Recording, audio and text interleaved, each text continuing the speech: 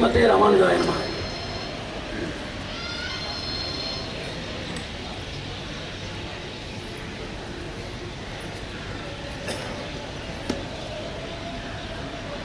అందరం సరళ సామాన్యంగా వ్యవహరించుతున్న ఒక పదం ధర్మం అనేది. ధర్మ శబ్దాన్ని వినే వాళ్ళు కూడా ఇదేమో చాలా పెద్దలు, వృద్ధులు, పండితులు, ఆధ్యాత్మిక సంపదతో ఉంటున్నవారు, చాలా శ్రేష్ఠులు, పూజనీయులైన వారు మాత్రం ఉచ్చరించే ఒక పదము సామాన్య లౌకిక ఐహికమైన ఒక వృద్ధికి, క్షేమానికి సంబంధం లేని పదం అని అందరికీ ఒక అభిప్రాయం. శాస్త్రంలో ఒక మూల్యమైన విషయం చెప్తున్నారు. ధారణా ధర్మమిత్యాహు, ధర్మో ధారయతి ప్రజా అని. ప్రతి ఒక్క మనిషికి ఒక ధారణ శక్తి ఉంటుంది. శారీరక ఆరోగ్యం, మానసిక క్షేమము, బౌద్ధిక తీక్ష్ణత, ఆధ్యాత్మిక సంపత్తి, సామాజిక గౌరవం, రాజ్యక్షేమం, రాష్ట్రవృద్ధి, లోకక్షేమం అని సమస్త పదాలు ఉన్నాయి. ఈ అన్ని విషయాలు కూడా ఒక శక్తి రూపంగా, ఒక శక్తి విశేషం ద్వారా ఒక ధారణలో నిలబడుతుంది. ఆ మూల శక్తికే ధర్మం అని పేరు. ఇప్పుడు మనకు అనారోగ్యం వస్తే, మనసులో ఏదైనా కల్మిషాలు వస్తే, మనోబాధలు వస్తే, వికారాలు వస్తే, స్నేహభంగాలు వస్తే, ఇది కూడా ధర్మ విరోధమే. ఇది కూడా ధారణా శక్తి విహీనత. ధర్మం అనేది ప్రాత్యేకికమైన విషయాల నుంచి ప్రారంభించి ప్రాపంచికమైన విషయం పర్యవసనం అని చెప్తున్నారు పెద్దలు. అందువల్ల ధర్మాన్ని మనకు సంబంధం లేని విషయం, ఏదో బాహ్యమైన విషయము, ఆముష్మికము, అన్యమని భావించకూడదు. ప్రతి ఒక్క విషయం, మన బాధలు, మనకు అభీష్ట నిష్ఫలనం కానీ, అనిష్ట విషయానికి అనుగ్రహం కానీ రావటం కూడా మనకు ఆ ధారణా శక్తి లేకుండా పోవటం. అందువల్ల మనము ఆ ధర్మాన్ని మనకు సంబంధించింది, మనకు ఉంటున్న ఐహికమైన క్షేమానికి ఆధార స్తంభీభూతమైన శక్తి, మన బంధుజన కళ్యాణానికి కూడా అదే మూలాధారమైన శక్తి ఒక భావం రావాలి. విశేషమైన సార్వజనిక సర్వజన కళ్యాణ హితైషేణ ధర్మ శబ్దాన్ని స్వక్షేమార్థంగా, స్వార్థపరంగా, స్వజన సంతోషకారక భూతంగా కూడా అభిమానించే ఒక భావం వస్తే ధర్మంలో అందరికీ ప్రవేశము, ఆకర్షణ వస్తుంది. ఆ రీతి అయిన ఒక ఉపన్యాసం కానీ, ఆ రీతి అయిన ఒక ప్రపాఠనము, ప్రశిక్షణం కానీ మనం చేయాలి. ధర్మం ధర్మం అని చెప్తున్నారు. ఈ ధర్మ విషయం వచ్చి సంగ్రహంగా యథావిధి కాలానుగుణంగా చెప్తాం. ధర్మంలో 3 రకమైన ధర్మం. ఒక ఆయన అడిగారు, ఏదండి ధర్మం? దేవాలయానికి వెళ్తున్నామే అది ధర్మం అంటున్నారు, అందరినీ ప్రేమించాలంటున్నారు అది కూడా ధర్మమే అంటున్నారు, మనం వచ్చి తపస్య, పూజ, పునస్కారాలన్నీ చేస్తున్నాము ఇదన్నీ ధర్మం అంటున్నారు, ఇదన్నీ ఒకటేనా అన్నారు. పెద్దలు చెప్తున్నారు, భగవద్ విషయమైన ఆచరణలన్నీ దివ్యాచరణ ధర్మం అని పేరు. ప్రజల విషయం, లౌకిక విషయం, దీని గురించి అహింస, సత్యము, మైత్రీ భావం, ఇదన్నీ విషయాలు లోకాచరణ అని చెప్తారు. దీనికి పూజ చేయటం, అర్చన చేయటం, నిత్యధ్యాసనం చేయటం, తపస్య, బ్రహ్మచర్యం ఇదన్నీ చేయడానికి సాధన ఆచరణం అని చెప్తున్నారు. భగవంతుడి దగ్గర ఉండటం దివ్యాచరణం, లౌకికంగా అందరి దగ్గర ఉండటం లోకాచరణ ధర్మం. ఈ 2 విషయానికి శక్తి సంపాదక పూర్వకమైన విషయాన్ని సాధనాచరణం అని చెప్తున్నారు. ఈ లోకానికి ఆధార శక్తి ఏదైనా ఒక ప్రశ్న వచ్చింది. ఒకవాడు చెప్పారు ఇచ్ఛాశక్తి అని. ఇచ్ఛాశక్తి అంటే ఇష్టం, అభీష్టం, ఉద్వేగం, ఉత్సాహం, ప్రోత్సాహనం, లక్ష్యం, నిర్ధారణం, ఇదన్నీ ఇచ్ఛాభిప్రాయం. ఇలాగనే మనకు జ్ఞాన విశేషంగా ఉండటం బోధం, ఉద్బోధనం, సముద్బోధనం, అభిభవం, అనుభూతి, ప్రదర్శనం, నిదర్శన సాక్షీకరణం, పరివర్తనం, సాక్షాత్కారం ఇదని చెప్తున్నారు. క్రియా విశేషంగా ఉండటం ప్రయాసం, పరిశ్రమం, ఉద్యోగం అని చెప్తున్నారు. చాలా మందిలో అభిప్రాయం ఏమంటే మనం చేస్తున్న ఇచ్ఛ, జ్ఞాన, క్రియా విశేషంగా ఈ లోకం జరుగుతుంది అని. కొన్ని మనుషులు చెప్తున్నారు లేదు, మంత్రం, యంత్రం ఉంటుంది, తంత్రం ఉంటుంది, విజ్ఞానం ఉంటుంది, విద్యలు ఉంటున్నాయి, అర్థం ఉంటుంది, మానవాధికారం, సామాజిక నీతి వల్లనే లోకం అవుతుంది అంటున్నారు. కానీ వేదం వల్ల ఇప్పుడు ధర్మం అనేది ఏమి విషయం, దాంట్లో మన ధర్మానికి ఏమి విశిష్టత, ఏమి అసాధారణత ఉంటుందని చూడాలి. ఇప్పుడు మేము చెప్తున్న విషయాలు విద్యా, విజ్ఞాన, అర్థ, లోకనీతి, మంత్ర, యంత్ర, తంత్ర, వైదిక అని నానా రకమైన ప్రక్రియలు ఉన్నాయి. ఈ అన్నిటికి కూడా ఉత్పత్తి కారకం, వికాస హేతు, ప్రగతి హేతు, ఫలహేతు, పూర్ణతా హేతు ధర్మం అని పేరు. మనం ఏమేమి లోక కార్యాలు చేస్తున్నామో, ఏమేమి లోక కార్యాల్లో స్థితి కోసం, నిర్ణయాని కోసం, వృద్ధి కోసం చేస్తున్నామో అన్ని విషయానికి అంతర్వాహిని, అంతర్భూత మహాశక్తి, ప్రేరకాత్మకమైన ఒక మహశక్తి, దానికే ధర్మం అని పేరు. కొన్ని మనుషులు చెప్పారు ధర్మం అనేది భగవంతుడు అని వేరెవరు లేదు, మన ధర్మమే అట్లంటున్నారు. వారికి ధర్మాచరణ నిరీశ్వరుడు అని పేరు. కేవల ధర్మ అనుష్ఠానం చేయటమే మనకు ఈశ్వరోపచారం అని. శాస్త్రంలో వృషకర్మ, వృషాకృతి అని చెప్పి ధర్మ రూపంగా భగవంతుడు ఉన్నాడు. ఒక ఆయన అడిగాడు, నేను వచ్చి మంచి ధర్మం చేస్తున్నాను, అందరి దగ్గర ప్రేమగా ఉంటున్నాను, నా అర్థ విషయంలో నాకు శుచి ఉంటుంది, అందరి దగ్గర చాలా ఉపకార చింతతో వారికి అన్ని స్వార్థ విహీనంగా చేస్తున్నాను అని ఒక ఆయన భగవంతుడు ఎందుకు నమస్కరించాలని చెప్పాడు. దానికి పెద్దలు మన ధర్మంలో ఏం చెప్తున్నారంటే, నువ్వు పాటిస్తున్న అనుష్ఠిస్తున్న ధర్మం ఉంటుంది కదా, ఆ ధర్మానికి ప్రభు భగవంతుడు, ఫలదాత భగవంతుడు, ప్రేరకుడు భగవంతుడు, దానికి ప్రచారకుడు ప్రవర్తకుడు భగవంతుడు, మన ధర్మాచరణానికి ప్రయోజనమే భగవంతుడు. అందువల్ల భగవంతుని ఒక ఆచరణం ఎందుకంటే ఈ ధర్మాన్ని యథాతథ అవగమనం చేసుకొని నిర్దోషంగా నిర్విరోధంగా అనుష్ఠానం చేయటానికి, నిష్ప్రత్యూహంగా అనుష్ఠానం చేయటానికి, మిగతా వారికి కేవల కర్ణాంతోపదేశంగా ఉండకుండా వారికి హృదంత ప్రవేశంగా ఆత్మాంత పర్యవసనంగా వారికి మహశక్తి ప్రేరకదాయకంలో పరిణమించడానికి ఒక శక్తి మనకు కావాలి. దానికన్నా భగవత్ సంబంధంతో ధర్మ ప్రచారం చేస్తున్న వారికే పూర్ణ ధర్మ జ్ఞానం అవగాహన వస్తుంది. వారికే మిగతా వారికి ఆత్మ సంశ్లేషము ఆత్మాత్మ వ్యవహారం వస్తుంది. లేకపోతే హాస్య శ్రవణ వ్యవహారం అంటున్నారు. మీరు నోటితో చెప్తున్నవారు చెవులో వింటున్నారు, చెవులు వినేసి ఇంటికి వెళ్ళిపోతున్నారు. ఈ ఆత్మ ప్రవేశము సన్నివేశము రావాలంటే భగవత్ సన్నివేశంతో, భగవత్ సాక్షాత్కంతో, భగవత్ అనుకంపతో చెప్తున్న ధర్మ ప్రచారమే మనకు నిలబడుతుంది. లోకంలో ధర్మమే అన్ని దీనికి ఆధారమని పెద్దలు ఒక రహస్యం చెప్పారు. అవ్యక్తమైన ప్రతి వస్తు నిర్వహణ శక్తికి సత్యమని పేరు, అవ్యక్తమైన సర్వవస్తు నిర్వహణ మూల శక్తికి ఋతమని పేరు, వ్యక్తమైన కార్యాత్మక పరిణమితమైన వ్యక్త శక్తికి ధర్మమని పేరు. అదే శక్తి ఎప్పుడు మీకు ఉల్లంఘనం, అతిక్రమణం, అవ్యక్తత అని వచ్చి ప్రమాణము, విచారము, వివాదము, పరిశీలన వస్తుందో అప్పుడు దానికి నీతి అని పేరు. ఆ నీతి విచారంలో మనము ప్రాపణం, మనకు ఏ వస్తువు మనని వదిలేసి వెళ్ళిపోయిందో, నష్టమైపోయిందో ఆ వస్తువుని మళ్ళీ మనం తీసుకుంటం, లభించడం అనేది ప్రాపణం అని పేరు. మన విషయం గురించిన యథాతథ స్థితికి నిర్ధారణం, నిర్ణయం అని పేరు. శమనమని మనకుంటున్న ఏదైనా నష్టము కానీ కష్టము కానీ వస్తే అదన్నీ నిరాకరణం చేసే శక్తికి శమనమని పేరు. తప్పులు చేసిన వారికి దండమని పేరు. ఈ 4 లభించడానికి న్యాయం అని పేరు. అందువల్ల పెద్దలు సత్యము, ఋతము, ధర్మము, నీతి, న్యాయమని ధర్మా నుంచే అని ఉద్భవం అవుతుంది అని పెద్దలు పెట్టారు. అందువల్ల మనం ధర్మ విషయం గురించి, మన ధర్మ విషయం గురించి ఇప్పుడు తెలుసుకోవాలి. చాలా మనుషుల అభిప్రాయం అంటే మనం వచ్చి ధన విషయంలో శుచితో ఉండటం, ప్రేమగా ఉండటం మతాంతరంలో కూడా ఉంటుంది కదా. ఒక ఆయన అదే అడిగారు. ఇప్పుడు అందరికీ తెలుసు, మత సంబంధమే లేకుండా మంచి మనిషికి మనం ఉండవచ్చు. ఇతర మతానుష్ఠానం చేసుకుని ఆ మతంలో ఉంటున్న నైతిక మూల్యతని సంపాదించి దాని ద్వారా కూడా మంచి మనిషికి ఉండొచ్చు. ఎందుకు మన వైదిక సనాతన ధర్మాన్ని మనం అనుష్ఠించాలి అని ఒక ప్రశ్న అడిగారు. దానికి పెద్దలు చెప్తున్నారు, శాసన మూలమైన ధర్మం ఉంటుంది. శాసన ధర్మం, స్వసిద్ధి ధర్మం, మానస ధర్మం, స్వాభీష్ట ధర్మం అని ఉంటుంది, సమయ ధర్మం ఉంటుంది, సామాజిక ధర్మం, శాస్త్రవీద ధర్మం, మూలశృతి ధర్మం. వేదోక్తిలో ధర్మ మూలం అంటున్నారు. అందువల్ల వేదంలో ఈ ధర్మం సమగ్రంగా ఉంటుంది, పూర్ణంగా ఉంటుంది. కాబట్టి వేదం ద్వారానే ఈ ధర్మాన్ని సంపాదించాలి. దానికి ఒకే ఒక విషయం చెప్పి విరమిస్తున్నాం. వేదంలో ఉంటున్న ఒక విషయం ఏమని, దీంట్లో వ్యావృత్తి లక్షణం అని పేరు. ఒక విషయం చేస్తే ఒక ఫలము కానీ ఒక దండం కానీ వస్తే, ఇటు రెట్రిబ్యూటివ్ అండ్ కాంట్రిబ్యూటివ్ జస్టిస్ అంటారు కదా. ఈ ఫలం కానీ దండము కానీ వచ్చేటప్పుడు అదండార్హమైన ఒక విషయం కొన్ని క్షేత్రంలో దండార్హం అయిపోతుంది, సామాన్య దండార్హం అయిపోతుంది, క్రూర దండార్హం అయిపోతుంది, స్థవ్యం అయిపోతుంది, ధర్మం అయిపోతుంది. ఉదాహరణంగా మనము గోఛేదం, గోఘ్నత అని చెప్పేది మహాపాతకం చెప్తున్నాం. మధ్యప్రాచ్య దేశంలో చూస్తే అది దండార్హం కాదు, అది మాత్రం కాదు, స్థవ్యం. వారికి ఉంటున్న ఒక ఆచరణ, ఒక అంగం స్థవ్యం అయిపోతుంది. కొన్ని విషయాలు వారికి ధర్మం అయిపోతుంది. చోరపని చేసేవారి దొంగవానికి కారాగ్రహ బంధనం అని చెప్పేది సామాన్య దండార్హత అని చెప్తున్నాము. అదే వేరే తురుష్క ప్రదేశంలో చూస్తే అక్కడ కరచ్ఛేదం అని క్రూర దండార్హం అని చెప్తున్నారు. అందువల్ల మనం చేస్తున్న కార్యాల విషయంగా ప్రమాణభూతంగా తెలియాలంటే మనం వేద ద్వారా తెలియాలి. ఎందుకంటే ఒక విషయం అదండార్హమైన విషయం వేరే క్షేత్రంలో చూస్తే దండార్హం, సామాన్య దండార్హం, క్రూర దండార్హం, స్థవ్యం, మరి ధర్మం అయిపోతుంది.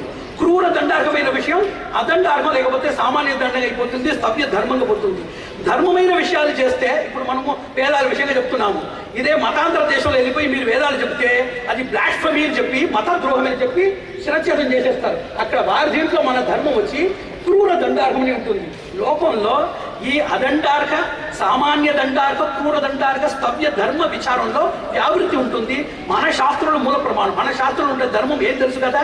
మొదటి విషయం పుణ్యం అంటే ఏమి, పాపం అంటే ఏమి, ఈ పుణ్య పాపానికి ప్రమాణం ఏమి, ఎంత పుణ్యం ఎంత పాపం ఒక కృత్యం అని ఒక లక్షణం ఉంటుంది. దీనికి పరిహరణ ఉంటుందా, ఈ పరిహరణానికి ఉంటున్న విచారం ఏమి, క్షమయ అనేది ఏమి, జీవన శుద్ధి పరిష్కర్య అంటే ఏమి, మోక్షం అంటే ఏమి, దీనికి అష్టస్తంభం అంటున్నారు. ఇది మన ధర్మంలో ఉంటుంది అని ఒక ముఖ్యమైన విషయం. అంత మాత్రం కాదు, మన ధర్మంలో ఇంకొక పరమ సూక్ష్మమైన రహస్యం చెప్పారు. ఇప్పుడు ఒక మనిషి దండం అనుభవించాలి, వాడు అదండితంగా వెళ్ళిపోతున్నాడు, ఆ దండనిచ్చి తప్పి వెళ్ళిపోతున్నాడు. అప్పుడు ఏమవుతుంటా ఉభయ గ్రంథి అని పేరు దానికి. అప్పుడు ఎవరు దండించే వాళ్ళో వారికి ఆ పాపం వస్తుంది, వీరికి ఆ పాపం వచ్చి కాలాంతరంలో వస్తుంది అని పేరు. ఇప్పుడు అవశిష్టం, ఒక పెద్ద పాపం చేసిన వారికి అల్పదండం దొరికింది. ఆ అవశిష్టం ఏమవుతుందంటే దానికి ధర్మదండం అని చెప్పి స్వమూలం, వాడే ఒక దండాన్ని ఇప్పించుకుంటాడు, రప్పించుకుంటాడు. పరమూలం ఇంకోటి ద్వారా వస్తుంది. ఇంకొకటి చెప్తున్నారు, పరావసర ప్రతీకార న్యాయం అని దానికి పేరు. ఒక తప్పు చేసిన వారు పెద్ద తప్పు చేసి దాంట్లో అల్పదండం దొరికితే, మరి చిన్న తప్పు చేసినప్పుడు ఆ తప్పు మహీకరణంలో పెద్దదైపోయి దానికి మహాపరాధం పెద్ద దండం దొరికిపోతుంది. దానికి పరావసర ప్రతీకారం అని పేరు దానికి. అట్లనే ఒక చిన్న తప్పుకు అధికంగా ఎక్కువ దండన ఒక మనిషికి దొరికిపోతుంది. అప్పుడు ఒక రహస్యం చెప్తున్నారు. ఒక ఆయన నన్ను అడిగాడు, నేను ఏదో ఒక జన్మాంతర పాపం చేసిన వల్లనే నాకు దండం ఎక్కువ వచ్చింది, దీనికి ఎట్లా నాకు న్యాయం దొరుకుతుంది అని ఒక ఆయన అడిగాడు. భగవంతునికి రెండు రకమైన పరిష్వంగ సిద్ధులు ఉన్నాయి. రెండు చేతులతో వాడు పరిష్వంగం చేస్తున్నాడు. దానికి న్యాయ దయా పరిష్వంగ న్యాయం అని పేరు. ఇప్పుడు తల్లి కానీ తండ్రి కానీ పిల్లల్ని కొట్టేస్తారు, తప్పులు చేసిందని కొట్టేస్తారు. మళ్ళీ వారికి మధుర పదార్థాలు ఇచ్చి వారికి సమన శాంతులు చేస్తారా లేదా? తప్పుకు చేసినా కూడా వారి వాత్సల్య బాంధవ్యం ద్వారా చేస్తున్నారు. అందువల్ల భగవంతుడు మనం ఎంత పాపం చేసినా కూడా ఆ పాపానికి అనుసరణమైన ఒక ఆధిక్యం, దండాధిక్యం మనం అనుభవించినా కూడా మన వాత్సల్య సౌహార్ద సౌకుమార్య మాధుర్య మార్ధవ భావంతో స్నేహ భావంతో మనం ఆకర్షించి మనకు మంచిది చేస్తాడు అని మన న్యాయాలు చెప్తున్నాడు. దీనికి ఉభయహస్త పరిష్వంగం లేకపోతే న్యాయదయా పరిష్వంగం భగవంతుడు అట్లా మన్నిస్తున్నాడు. భగవంతునికి ధర్మపాలుడి అని పేరు. ఇదని చేస్తున్నాడు. అది మాత్రం లేదు, మన ధర్మంలో మాత్రమే ఒక రహస్యం ఉంటుంది, ప్రకరణ ధర్మం. ఈ ప్రకరణలో ఇది చేస్తే ఇది ధర్మం, బృహత్ ధర్మం. పరస్పర రెండు ధర్మం లోపల విరోధం వచ్చేటప్పుడు పెద్ద ధర్మాన్ని మనం అనుష్ఠించాలి. అధికారి ధర్మం, ఈ అధికారి చేస్తే అది ధర్మం. రాముడు నిప్పులో పంపిస్తున్నాడు సీతని. సీత ఒక అధికారి విశేషానికి, రాముడు ఒక అధికారి విశేషానికి అది అర్హమే కానీ అనధికారుల విషయంలో అది అప్రమాణం అంటున్నారు పెద్దలు. యుగాంతర ధర్మం, కాలాంతర ధర్మం అని పేరు, విశేష ధర్మం అని పేరు, ఆపద్ధర్మం అని పేరు. ఈ 6 విభజనాలు మన ధర్మం మాత్రం ఉంటుంది. కేవలం మీరు అహింస, సత్యాలు చెప్పటం, అందరూ ప్రేమించండి, అందరికి డబ్బు ఇవ్వండి, దానాలు చేయండి, ధర్మాలు చేయండి అంటే అది అంతర్జనం ఉంటుంది. సామాన్యమైన మనోవికాసంలో అందరికీ, సంస్కృతులైన వారి అందరికీ కూడా వేదశాస్త్ర సంబంధ విహీనంగా ఈ జ్ఞానం వస్తుంది కదా. తర్వాత ఎందుకు భగవద్గీతని పాటించాలి? మనకి ఇంటున్న ధర్మానికి ఉంటున్న వైలక్ష్యాన్ని పాటించాలి. ఒకే ఒక రహస్యం దీంట్లో ఉంటుంది. అందరూ ధర్మాన్ని కాపాడాలంటున్నారు కదా, అది ఏ ధర్మం అని చెప్పి నేను సమాపన చేస్తున్నాను. ధర్మం అనేది 3 విషయం చెప్పారు. పర విషయ ప్రతికూల చింత, ఇది వచ్చి ఒక అధర్మం. పరాపవాద, పర ఆక్రమణం, పరారోపణం, ఇదన్ని విషయాలు, ఈ 3 విషయాలు ప్రధానంగా అధర్మం అని చెప్పారు. అకరణే ప్రత్యవాయ కరణే వా అతిశయం, ధర్మంలో ఒక న్యాయం ఉంటుంది. కరణే వా అతిశయం అంటే ఇది చేస్తే మంచిది కానీ చేయలేకపోతే పాపం లేదు. సుదర్శనం చేస్తే మంచిది, చేయలేదంటే వారికి ఏమి ఇబ్బంది లేదు. అకరణే ప్రత్యవాయం, తల్లిదండ్రులు పోషించడం, సంధ్యావందనాది విషయాలన్నీ చేయలేకపోతే పాపం కానీ చేస్తే ఏ మంచిది లేదు. అట్లా ధర్మంలో 2 రహస్యాలు పెద్దలు చెప్పారు. అందువల్ల ధర్మం అనేది ఏమంటే పర విషయంలో ఉంటున్న ఆత్మ, ప్రాణ, మాన, బంధు, ద్రవ్య, మన, తను అని ఈ 7 విషయంలో ప్రతిబంధకం చేయకుండా ఉండటం అనే పెద్ద ధర్మం అని పెద్దలు పెట్టారు. ఈ విషయాలు ఎందుకు మనం చేయాలి? దీంట్లో కూడా పెద్దలు 2 రహస్యాలు చెప్పారు. అత్యాచరణ, యుక్తాచరణ, అనాచరణ. ఏమి చేయకుండా ఉండటం అనాచరణ. అత్యాచరణం అంటే ప్రతికూలం చేసిన వారికి కూడా మంచిది చేయటం సత్ అత్యాచరణం. అనుకూలం చేసిన వారికి కూడా అపహారం చేయటం అసత్ అత్యాచరణం. రాముడు రిపునామపి వత్సల అంటున్నారు పెద్దలు. ఈ రహస్యాన్ని చెప్పి ఒక మర్మం చెప్పారు, వినండి. ఈ మంచి కార్యాలన్నీ చేయటం ధర్మానికి ఉంటున్న ప్రారంభ స్థితి, కేవల ప్రారంభ స్థితి. కానీ నిజమైన ధర్మం ఏమంటే ఇదన్నీ ఈ గుణాలు రావాలి, ఈ గుణాలన్నీ మంచిగా మనకు ప్రకాశించాలంటే ఏం చేయాలి? 5 విషయాలు చెప్పారు. అదే ఈరోజు మనకు ముఖ్యమైన ప్రాణనాడి పూర్వకమైన విషయం. ఇప్పుడు ఏమంటే వర్జ్యం, ఈ ధర్మ బుద్ధి మనకు స్థిరంగా ఉండాలంటే దానికి చెప్పారు బుద్ధి శక్తి దాయిని. ఈ ధర్మం చేయడానికి బుద్ధి శక్తి మనకు కావాలి. వర్ధని, దీన్ని పెంచాలి. విరోధి నాశిని, ఈ ధర్మం చేసేటప్పుడు చాలా విరోధులు వస్తున్నారు. ఒక్క మనిషి 10 అసదాత్మలతో కూడా ఒక సదాత్మ ఎట్లా బతికిపోతాడు? చాలా కష్టం కదా. మత్స్యాలు, చేపలు పెట్టాలంటే నీరు కావాలి కదా. మనము ధర్మాచరణం చేయాలంటే వాతావరణం ఉండాలి కదా, అది లేదు. విరోధనాశనం ఎవరు చేస్తారు? దానికి పెద్దలు చెప్తున్నారు, వర్జ్యం, మద్యం, మాంసం, పరాపవాదం, పరనింద, ఆచార్యోపచారం, ఇదన్నీ వర్జ్య జాతి అని పేరు. ఇంకోటి ధార్య జాతి అనేది ఈ సత్శక్తి మనతో నిలబడి ఉండటానికి తిలకం, శిఖ, యజ్ఞోపవీతం, వస్త్రం, పవిత్రం, చందనం, ఇదన్ని విషయాలన్నీ ధరించాలి. ఏం చేయకుండా ధర్మాన్ని కాపాడుకోవాలంటే ఎట్లా కాపాడుతున్నారు? కొండపైకి ఎక్కంటే వానికి సాధనాలు లేకుండా ఎట్లా ఎక్కిపోతాడు? వర్జ్యమైన విషయాలు వర్జించాలి, గ్రాహ్యమైన విషయాలు గ్రహించాలి. కార్యమైన విషయం సంధ్యావందనం, నిత్యోపచారం, లోక కళ్యాణ ప్రార్థన, పూజనం, సమర్చనం, గురుసేవనం, ఇదన్నీ కార్యం. సేవ్యమైన విషయం కొన్ని మనుషులు సేవించి ఇది తీసుకోవాలి. ఎవరి దగ్గర? గురువు అనేది ఎవరని చెప్పారు? పెద్దలు చెప్పారు. చెప్తున్నారు ఒక రహస్యం. భగవంతుడు ఈ లోకాన్ని సృష్టించేటప్పుడే వాడు లోకకర్త. లోకానికి సృష్టికర్త భగవంతుడు, కానీ లోకానికి ప్రచారణకర్త గురు దగ్గర అన్ని ఇచ్చేసి ఎవరెవరికి నువ్వు ఆశ్రితులకు మోక్షం ఇవ్వాలను తాళం నీకు ఇచ్చేస్తాను, నీ ఇష్ట ప్రకారం చేయని భగవంతుడు ఇచ్చేస్తాడు. అందువల్ల గురుసేవ, విప్రసేవ, గోసేవ, పండిత సేవ, వృద్ధ సేవ, తులసీ సేవ, ఇటువంటి విషయాలన్నీ ఎక్కడెక్కడ ఉంటుందో అదన్నీ సేవ్యం, భావ్యం. మనసులో వచ్చి భక్తి, శ్రద్ధ, సేవ, దయ, హితైష, ఇదన్నీ ఉండాలి. అందువల్ల వర్జ్యంగా అదే పెద్దలు చెప్పాలి. ఉపన్యాసాలు ధర్మ విషయానికి వచ్చి ధర్మం చేయండి, అధర్మం చేయవద్దు అని చెప్పవచ్చు. కానీ వర్జ్యాలన్నీ త్యజించేసి గ్రాహ్యాలు గ్రహించి కార్యాలన్నీ చేసి సేవ్యాలన్నీ సేవించి భావ్యాలన్నీ భావించే వారికే ధర్మ సంరక్షణ ఉంటుంది. దానికి మీకు తెలియదు ఏముంది? ఆంగ్ల భాష ఉంటుంది. దానికి 3 సంవత్సరాలు కూర్చొని చదువుతున్నారు. అహోరాత్రం ఏదో ప్రసవ వైరాగ్యంతో కూర్చొని చదువుతున్నారు. సంగణక విద్య, వైజ్ఞానిక విద్య, విభాషా విద్య, వైదేశిక ప్రవేశానికి ఉంటున్న భగీరథ ప్రయత్నాలన్నీ సంవత్సరం లెక్కగా అహోరాత్రం కూర్చొని చేస్తున్నారు. ధర్మ విషయం మాత్రం ఒక రోజు వచ్చి కూర్చొని మీరు ఇంటికి వెళ్ళిపోతున్నారు. అన్ని మీ ఇంటికి ధర్మం మీ వెంటనే వచ్చేస్తుందా? దానికి పరిశ్రమం, ప్రయాసము, ప్రయత్నము, దానికి అర్హత ఉండాలి కదా. ముఖ్యంగా ఒకే ఒక విషయం మాత్రం చెప్పి విరమిస్తున్నాను. పారస్పర్యంలో ఒక మనిషి అడిగారు, ధర్మాన్ని మన్మంతరెడ్డి కాపాడాలి అని అడిగారు. పెద్దలు పరస్పర వ్యవహారంలో 3 రహస్యాలు చెప్పారు. వస్తు సిద్ధి, వ్యవహార సిద్ధి, అర్హతా సిద్ధి అని. వ్యవసాయం చేసేటప్పుడు ఆ భూమిని పోషించాలి. ఎందుకు? లేకపోతే వస్తువు రాదు. ఒక బండి ఉంటుంది, ఆ బండిని పోషించాలి, లేకపోతే బండి రాదు. కాదు, బండి ఉంటుంది అక్కడనే, కానీ ఆ బండి వ్యవహరించదు, దానికి ఇంధనం పోయాలి. ధర్మ విషయంలో భగవంతుడు ఎప్పుడు మనకు అనుగ్రహం ఇస్తూ ఉంటున్నాడు, కానీ దాన్ని గ్రహించి ధరించి జీర్ణించే యోగ్యత కావాలంటే మనం ధర్మాన్ని కాపాడాలి.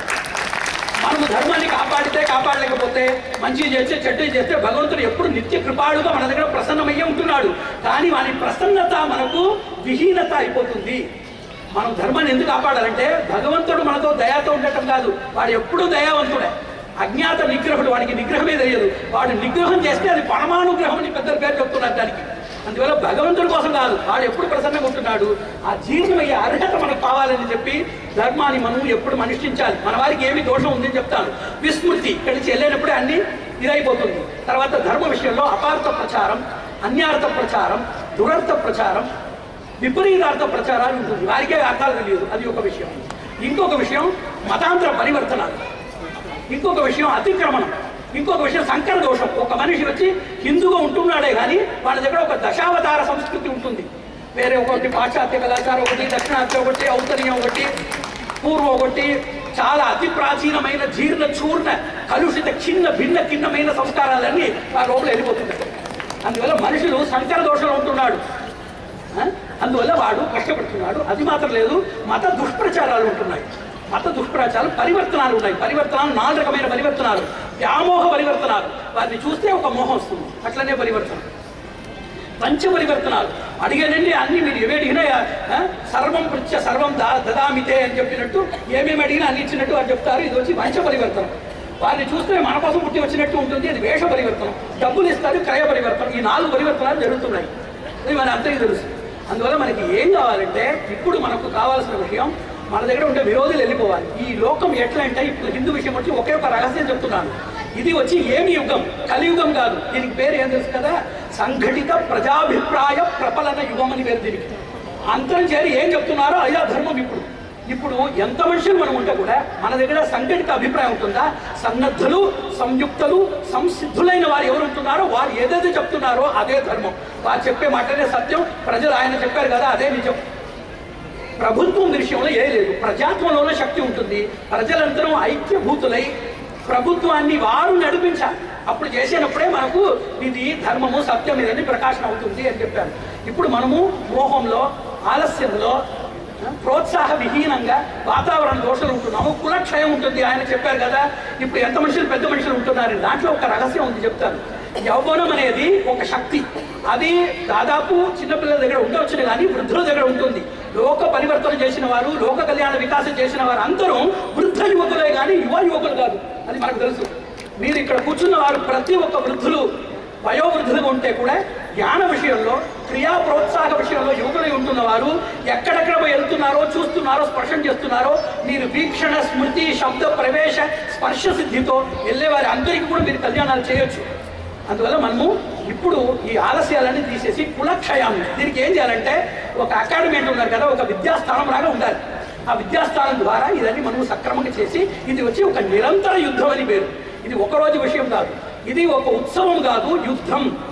ఇది ఏకదినము కాదు, నిత్యం. ఇది కేవలం ఏకజనికం కాదు, సార్వజనికం. అందరూ కలిసి ఈ విషయాన్ని మనం చేయాలి. ఇప్పుడు ఈ 5 ముఖం పంచముఖమైన జ్వాల చెప్పారు కదా, పెద్దలు చెప్తున్నారు పంచశక్తి ఉంటుందని.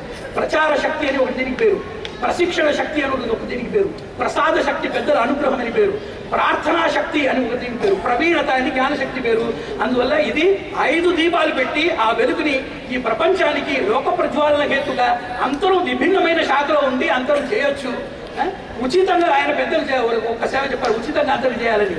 ఒక్క విషయంలో ఒక చిన్న విషయం చెప్తాను. నారాయణ దివ్య ప్రబంధం అనేది 100 రూపాయలు.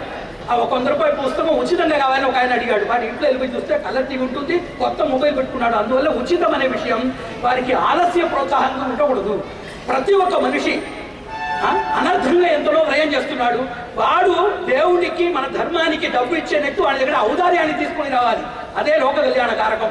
అంతవరకు వానికి ఆకర్షణీయంగా ఉచిత సేవలు, వారికి ఏమైనా విషయాలు చేసుకోవచ్చు. కానీ మన లక్ష్యం ఉచిత సేవకి వస్తున్న వారు అందరూ ఉచితని త్యజించి వారు వచ్చి ఉచితంగా, అనుకూలంగా స్వద్రవ్యాన్ని అర్పించి ఔదార్యపూర్వకంగా ఇంకా వృద్ధిభూతంగా అందరికీ సేవ చేసినట్టు మనం తీసుకొని రావాలి. ఇప్పుడు ఈరోజు ఈ శంకారావం చెప్తున్నాం కదా, మన మాటలు, మన తలుపులు, మన అందరి యొక్క ఐక్యభావ ఉపస్థితి ఇప్పుడు ఏం జరుగుతుందో ఇది ఇట్లనే గాలిలో వెళ్ళిపోయేది కాదు. ఇదన్నీ కలిపి ఒక మహాశక్తి అయిపోతుంది. అది మన ప్రతి ఒక్క మనిషి లోపల అది ఆవిర్భూతం అవుతుంది. భగవంతుడు 3 విషయం చెప్తున్నాడు. మనకు కార్యం చేసే శక్తిని పుట్టిస్తున్నాడు. ఒకటి విషయం, కార్యాలన్నీ చేసేవారిని పుట్టిస్తున్నాడు. వాడే స్వయం వచ్చి పుట్టిస్తున్నాడు అని 3 విషయాలు ఖండితంగా చేస్తాడు. అది పెద్దలు చెప్పిన రహస్యం. మన అందరికీ ఒక ఐక్య భావ, బుద్ధి, భావ శుద్ధితో మనం చేస్తున్న ఈ ప్రార్థనతో భగవంతుడు మనకు శక్తిని పుట్టించాలి. ఈ శక్తి సంపన్నులైన వారు చాలా పెద్ద మనుషుల్ని మనకు సహకారంగా పుట్టించాలి. భగవంతుడే సాక్షాత్ వచ్చి పుట్టి ధర్మ సంస్థాపనార్థాయ సంభవామని పుట్టి వచ్చి మన ధర్మాన్ని కాపాడాలి. దానికి ప్రార్థన చేస్తూ ప్రతి ఒక్క మనిషికి నిరంతరమైన భావస్ఫూర్తి, అవిచ్ఛిన్నీయమైన ఒక చింతా ప్రేరణ, నిష్ప్రత్యూహమైన ఒక కార్యసిద్ధి అందరికీ రావాలని చెప్పి భగవంతుడు దానికి పరిపూర్ణమైన అనుగ్రహ ప్రసాదాన్ని ప్రదర్శించాలని చెప్పి వారి నిర్మలమైన పదధ్వంతులు అభ్యర్థిస్తూ అందరికీ నమస్కరిస్తూ ఆశీర్వదిస్తూ